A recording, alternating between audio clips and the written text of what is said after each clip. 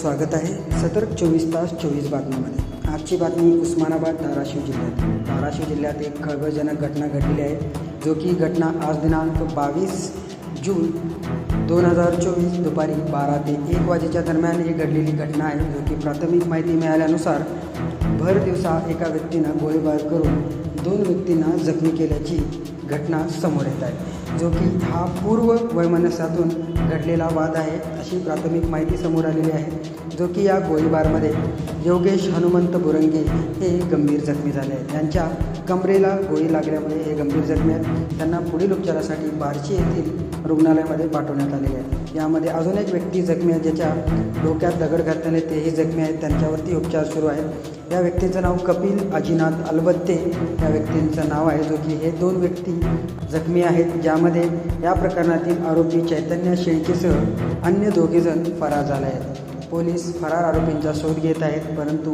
खरंच हे उस्मानाबाद धाराशिव जिल्ह्यामध्ये घडलेला प्रकार अचंबित करणारा आहे, जो की भर दिवसा गोळीबार प्रकरण होत आहे। याचा पोलीस कसा तपास करत आहेत व फरार आरोपींचा शोध होतो किंवा नाही हे आम्ही आपल्यापर्यंत नक्कीच पोहोचवू।